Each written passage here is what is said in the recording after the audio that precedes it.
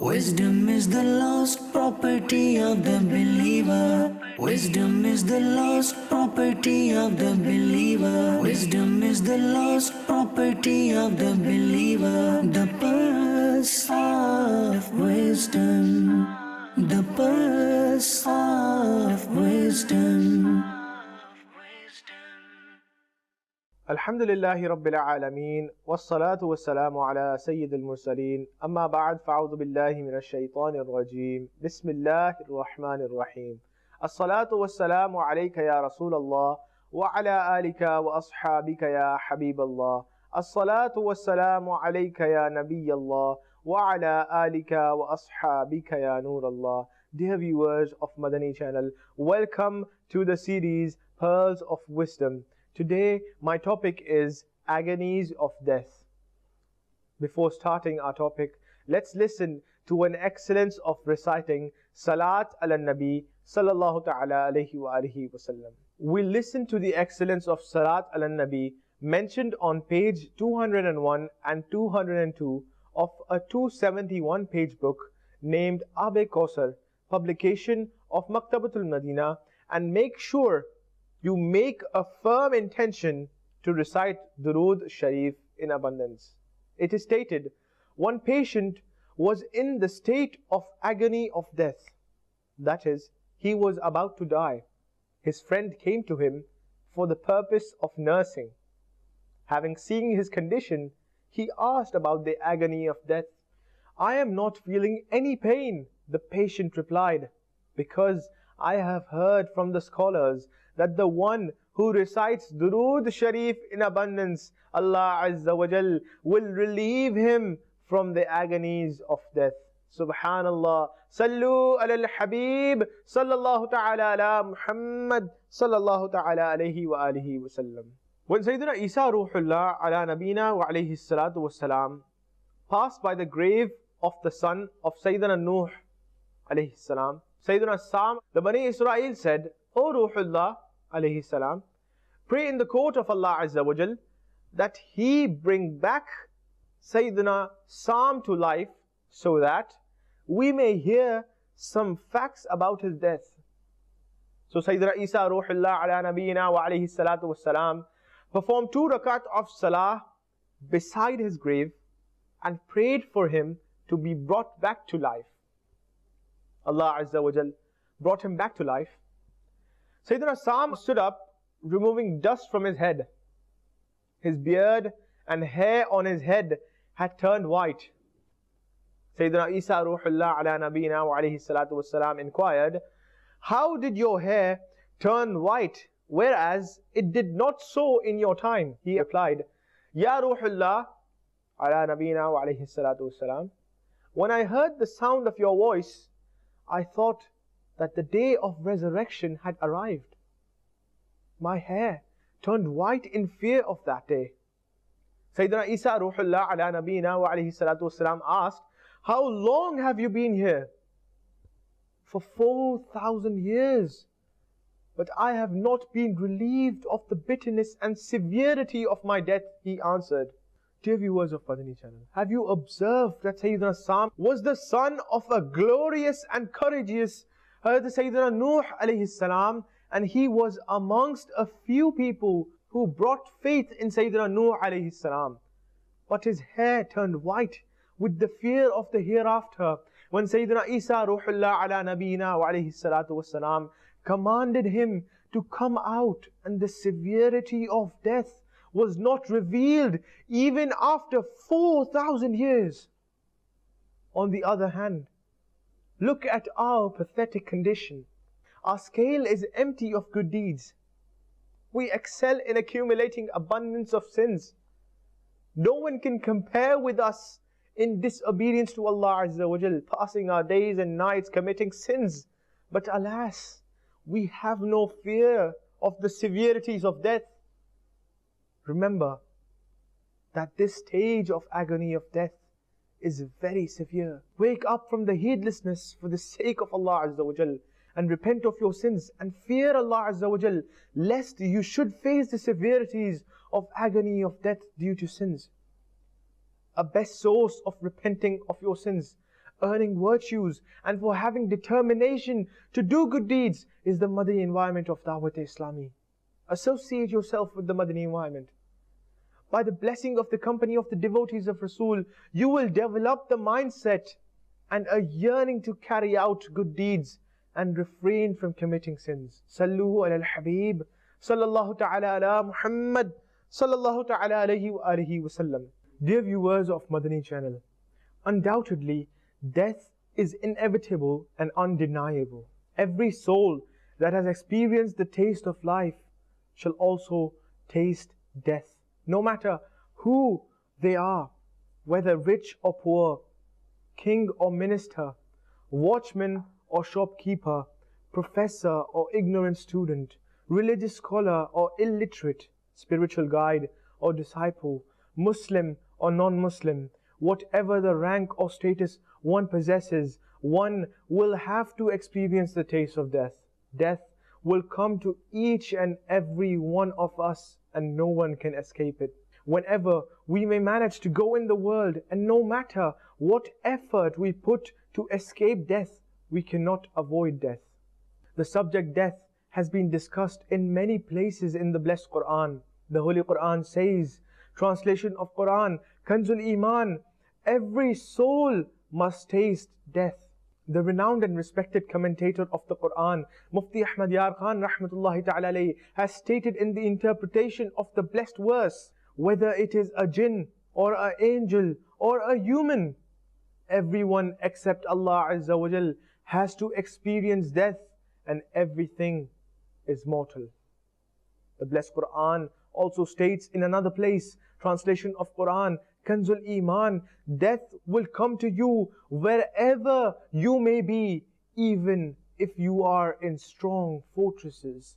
Regarding this blessed verse, it is stated in the interpretation Tafsir Naimi, everyone's time and place of death is fixed. No one can escape death through any excuse or planning. Wherever you are, death will approach you at its appointed time, whether you are in high towers, and no matter what arrangement you make is a vain attempt to keep yourself secured and safe from death. You will not escape death, you will still die.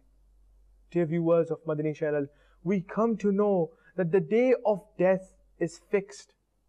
Whether we enclose ourselves in a well-fortified house or sit on the highest peak, we can never escape death. When one goes through the pangs of death and one's soul is seized, one undergoes the most difficult moments of one's life. The blessed Quran mentions the agonies of death, translation of Quran, Kanzul Iman, and the hardship of death came with the truth.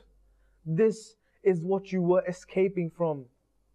Let's listen to 4 blessed ahadith about the agonies of death. Number 1, Sayyidina Hasan Basri radiallahu ta'ala anhu has reported, the greatest and the most holiest Prophet sallallahu ta'ala alayhi wa alihi wa sallam, while talking about the agony of death, stated, this pain is equal to 300 strikes of a sword. Number 2, the most revered and renowned Prophet sallallahu ta'ala alayhi wa alihi wa sallam has stated, the easiest death is like a thorny branch of a tree caught in the cotton. So whenever you pull out the thorny branch, some of the cotton will tear with it. Number 3, the blessed and beloved Prophet sallallahu alaihi wasallam visited a patient and stated, I know what he feels. Every single vein in him has been separately affected by pain of death. Number 4, a companion of the Holy Prophet sallallahu alaihi wasallam has reported, the beloved and blessed Prophet sallallahu alaihi wasallam has stated, if a single hair of the person undergoing the agony of the pangs of death, that is at the time of Naza', is placed on those who are on the earth and the sky, it will cause death to everyone with the commandment of Allah Azza wa Jal, because each and every hair is affected by the terrible, unimaginable pain of the pangs of death, and anything affected by this painful pang of death also dies. Sallu ala al-Habib, sallallahu ta'ala ala Muhammad, sallallahu ta'ala alayhi wa alihi wa sallam. Dear viewers of Madani Channel, the state of agony of death and its severity is described in the blessed ahadith, and it shows that the dying person is subjected to the most awful and extremely intense, unimaginable pain. Ponder upon this. If a mosquito or a bug bites us, we keep rubbing that spot for a while, and if we get a slight cut with a knife, we become restless and mourn for days while wrapped in bandage. Now ponder upon the attack by a sword. The wound will not just be a mere scratch, but a sword attack with full force, and I can sometimes hack a body in two pieces. The head can be severed off the body, sometimes the leg can be severed off, and sometimes the hand. The unbearable pain of just a single strike. Now imagine the pain of 300 strikes of a sword with full force.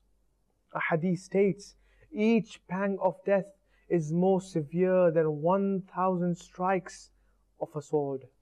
Dear viewers of Madani Channel, death throes are beyond description, but some pious predecessors have described them with the help of these examples for making us understand and realize the severities of death. Let's listen to a few parables in this connection. Amir al-Mu'mineen, Sayyidina Umar Farooq Azam radiallahu ta'ala anhu said to Sayyidina Ka'ab al-Ahbar, O Ka'ab, inform us about death. Sayyidina Ka'ab al-Ahbar radiallahu ta'ala anhu said, death is a thorny branch made to enter the stomach of a man, so that each thorn becomes tangled with an artery. Then someone pulls it out with a jerk, and it takes out whatever it takes and leaves behind whatever it leaves. It is reported that a saint used to visit ill people too much, and he would ask them about the death. And when his own time of death approached, somebody asked, how did you find death? The saint replied, it is as if earth and sky both are joined together, and my soul is passing through a needle hole. All these statements show that there is nothing more painful and dreadful in this world than in experiencing death. It is not the end, because on the other hand, death's throes afflict a deceased, and on the other hand, the most critical state is taking our iman intact from the world, saving it from the wicked tricks of shaitan. It will be such a critical condition. Only those upon whom Allah Azza wa Jal blesses His favor would succeed in saving their iman. Dear viewers of Madani Channel, we should be constantly fearing a bad death without iman. We should be continuously seeking repentance all the day long and beg for the protection of iman continuously in the court of Allah Azza wa Jal. As any worldly loss as a result of negligence is a great concern. Similarly, the matter of iman should be even more critical than any worldly loss. On page 495 of Malfuzat-e Ala Hazrat, published by Maktabatul Madina, the publishing department of Dawat-e-Islami, Ala Hazrat Imam Ahmad Raza Khan stated, the person who does not fear the loss of iman in his lifetime, then there is a definite fear of him losing his iman at the time of death. Sallu ala al-Habib, sallallahu ta'ala ala Muhammad, sallallahu ta'ala alayhi wa alihi wa sallam. Dear viewers of Madani Channel, we have heard about the severe death throes that is akin to 300 sword lunging. Severity of death overwhelms each and every artery. According to a blessed hadith, every shock of death is more severe than 1,000 strikes of a sword. Severity of death directly hits the soul. It spreads over the whole body. Severity of death overcomes each root of hair and head to feet, covering each part of the body. Death throes are more painful than being split with a saw. Death throes are worse than being shred up with scissors. Death throes are worse than being burnt with boiling water. Death throes make the body lifeless by overpowering the heart. Death's throes bewilder and perplex the dying man. Death's throes leave the dying person dumb. Death's throes turn the dying person's color pale. Death's throes move the eyeball upwards. Death's throes get the lips dry. Death's throes turn the fingers blue. Death's throes cause the feet to go cold first, then shins and then thighs. Death's throes dashes the dying person's hopes. The door of repentance is closed during the death throes. The one who suffers death throes, a gurgling sound emits from his heart. We make dua to Allah Azza wa Jal that, O Allah, forgive us with your mercy, bless us privilege of true repentance, and ease the death throes upon us, as well as bless us with the blessed sight of the Holy Prophet sallallahu ta'ala alayhi wa alihi wa sallam at the time of our death. Ameen. بجاه النبي الأمين صلى الله تعالى عليه وآله وسلم. صلوا على الحبيب صلى الله تعالى على محمد صلى الله تعالى عليه وآله وسلم. Wisdom is the lost property of the believer. Wisdom is the lost property of the believer. Wisdom is the lost property of the believer. The purse of wisdom. The purse of wisdom.